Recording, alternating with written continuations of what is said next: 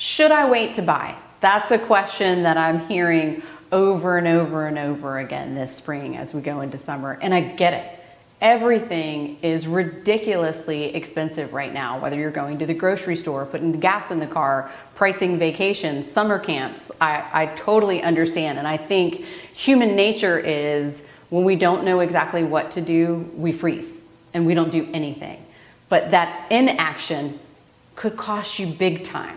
So my simple answer is, if you've got enough money saved up for your down payment, that's when you should buy. Inaction could actually cost you more money in the long run. I've seen clients even in 2015 and 2016 when we weren't talking about trade wars and tariffs, they decided not to buy and they were going to wait for prices to come down because these downtown neighborhoods were very expensive and getting more expensive by the year. Well, fast forward, they didn't buy until 2018 and it cost them hundreds of thousands of dollars more. And of course, the interest rates change every day. So there's no guarantee. You could get a double whammy where you pay a higher sales price and you have a higher interest rate. Truly, there are no guarantees. And so my simple piece of advice as to when you should buy is when you've got enough money saved up for the down payment. That's when you should buy. You can't try and time the market. You'll drive yourself crazy and you won't be able to make a decision. Right now, there are some real opportunities. We're seeing days on market increase. What that means is buyers have more options. They can negotiate better terms. Sellers are seeing that they can't make up these aspirational prices, and they really do have to have a marketing strategy. It's not just put a sign up in the yard and hope the house sells, right? People aren't just throwing around suitcases of cash, right? Those California buyers aren't necessarily knocking on your door.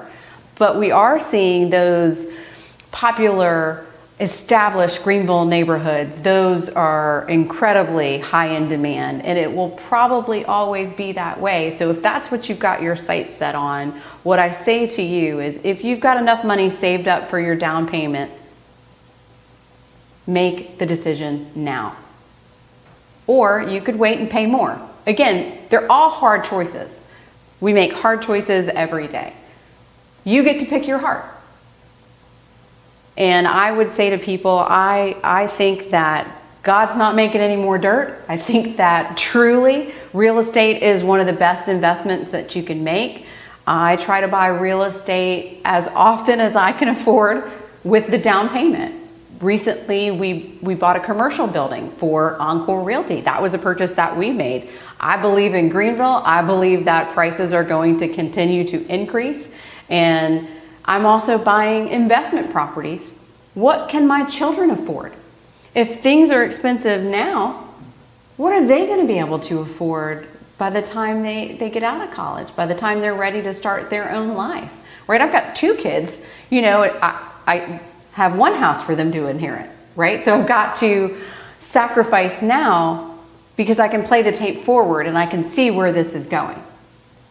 We're probably going to end up in condos and townhouses like you see in the bigger cities as our population continues to rise. And so I totally understand not wanting to make a mistake.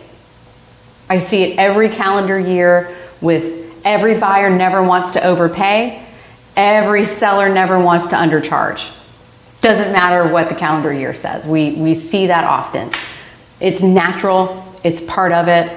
I don't know that I felt ready to get married. I don't know that I felt ready to be a mom and start my family, but I knew it's what I wanted. I was just nervous. But they've all been the best decisions that I've ever made, and I have absolutely no regrets. It's just, I would say, trust your instincts, and if you know that you want to have your own home, if you've got the money saved up, go for it. Again, what I'm not saying is just buy willy-nilly, right? If you really don't have the money saved up, then you're not ready to buy. But what I would tell you is, a lot of times people think I've got to save up 20%. That's not the case. There are some great loans out there, and there's some great new construction communities where they're offering interest rates of 4.99%. You can get in there with less than 3% down. There's certain 100% financing loans, USDA loans, that are great options. The first house I bought, I used a USDA loan, which is 100% financing. You build equity over time. One of the ways I love to build equity over time is to buy in the first phase of a new construction community, because they charge more for the same thing as they open up new buildings and new parts of the community. So if you get in early, you're rewarded, right? But you have to make the decision. So I would tell you, just be smart about it. Make sure that you've got a good nest egg, and make sure that you can cover all of your expenses even with the home payment. And I'm happy to talk to you about different strategies and different scenarios, but waiting, I have seen, just costs you money, because I have not seen in 10 years the prices of Greenville real estate go down. They're only moving in one direction, and that is up. Thank you for watching this video. I love keeping the real in real estate. I'll see you in the next video.